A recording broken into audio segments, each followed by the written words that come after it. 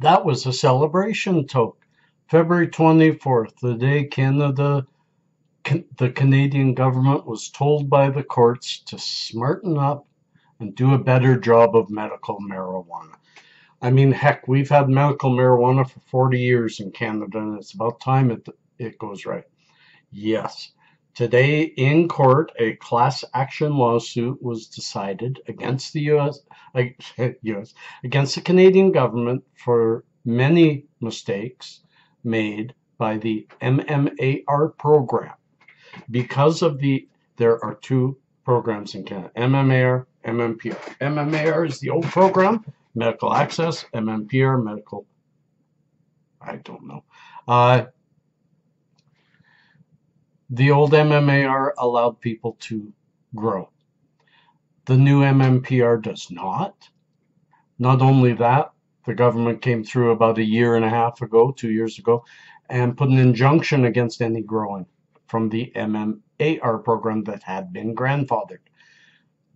There has been an injunction holding that restriction back, allowing all those MMAR people to continue growing until it was decided in court. And today it was decided in court. That's why that celebration took. And in fact, let's have another before we go too much further. That one was Pink Kush Shatter. Now let's have a little bit. I'm not going to have much at a time. I also took a 100 milligram THC pill because it's still before 18 o'clock. I have to stop consuming at 18 o'clock tonight because it's 48 hours prior to seeing my child. This too will change. Cheers.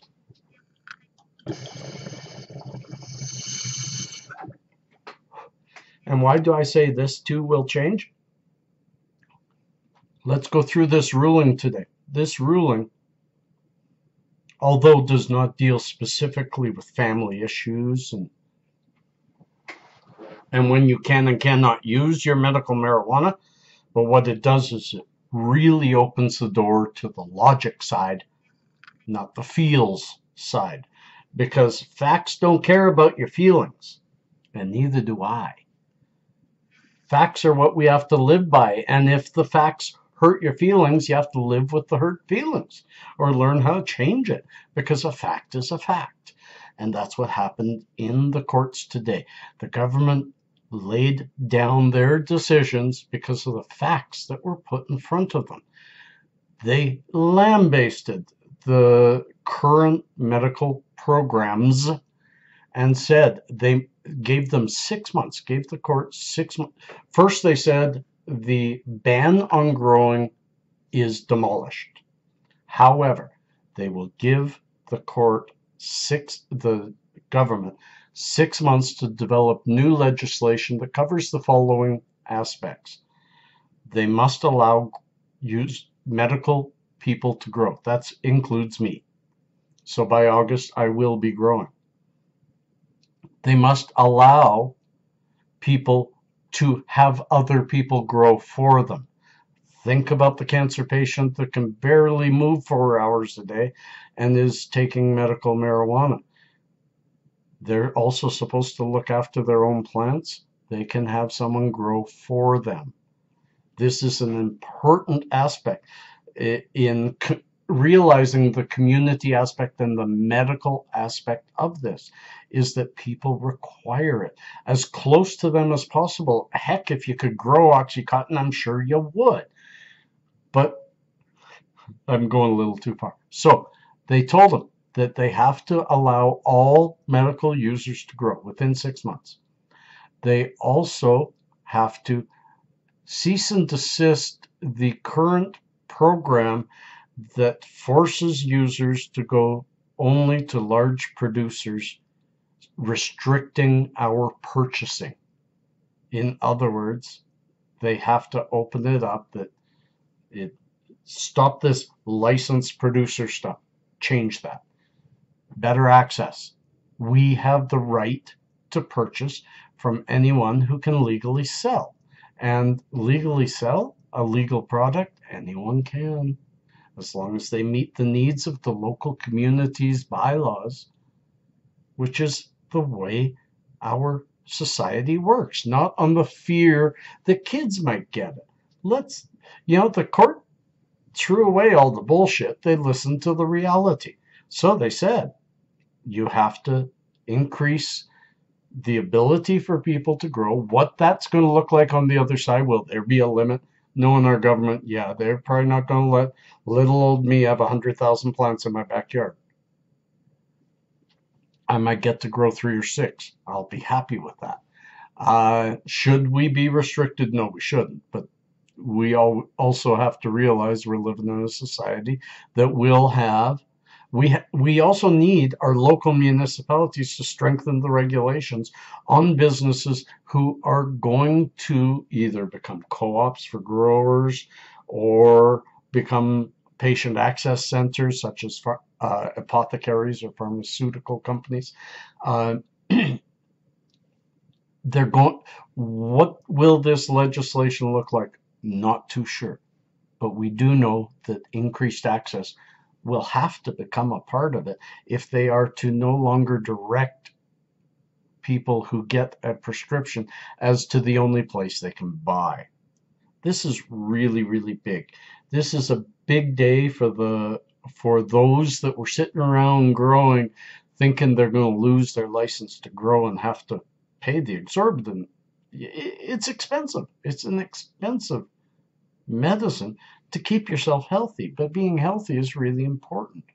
But also, now that we can grow our own, will that mean that we won't buy? No. Think about when you're really sick and you can't look after your plants. Think about the time between harvest and the next growth cycle. Can you harvest enough to go 8 to 12 weeks until the next harvest? Can you grow indoors? Do you have enough room? All those things are going to enter into the facts, and some restrictions by the government when it comes forward. But it means that Canada took a huge step forward. I talked when the Liberal government, sorry if I groan, when the Liberal government came in and said they were going to legalize, I worried about the medical program. You will see in a few of my videos, some of you will remember that I warned and worried that because the focus will be recreational and medicinal benefits are not part of the recreational thought process, that the medical user, is going to be left behind. And I warned of that. Thank goodness for our Canadian society, where we as people can take class action lawsuits against our government, and we keep winning. R.V. Smith, and now I think it was Goddard, now the Goddard decision. Absolutely beautiful. We're winning. And why are we winning? Why? I'll even go on a little tangent. Why did Elliott win on the Twitter case against a feminist in Ontario just a little while ago? 2 years in court for harassing somebody. Why did he win when he did harass her online? Because she didn't block him. Because reality, when you stand in court and you say to somebody, when you sit there and, like somebody does about the fears with my child, and holler it from a rooftop and just scare people, that's one thing. But when you have to present evidence as to things in court, that's why court decisions on big issues tend to make a lot of sense. Court decisions at the low level, where I lost my son, don't make sense, because there a whole bunch of innuendo, hearsay, and bullshit gets entered. Canada took a big step forward today in the medical world. Thank you to the Goddard people. Thank you to that lawsuit. Thank you to Jeff Gaudette of MMJ Total Healthcare. He was there in the courts as this was decided upon. My information is coming not just from him. I I questioned him as a vlogger would on the phone just maybe an hour ago as he was coming out of the courts. The courts also awarded this group their full amount for monetary damages, which means they can go forward with the rest of the lawsuits that are required to get our medical program completely fixed, because there's still issues out there as to patient access, as to LPs over dispensary, as to laying down what are real regulations and needed and what are bullshit regulations that just increase cost. Of course, I agree with regulating this. This is a medicine. We need to make sure. When I was just speaking with Rebecca and others at Hemposphere about the Flin-Flon flam, and I'll mention that in the 70s and the 80s, when the medical program first came out, the government was growing in Flin-Flon, Manitoba, in a mine that was no longer usable underground. Just goes to show why you don't get the government to decide that deep down. They can make the decision. Let the people in the know enact it. Hundreds, if not thousands of people were sick from moldy marijuana. You don't grow marijuana in a cave, especially a cave that is a mine that was used for mining. But that's what happens. That's what happens. That's why we, the people, have to continue what Goddard did, what Smith did, what keep fighting the government, keep fighting these decisions. This has lit a fire under me like you just won't believe.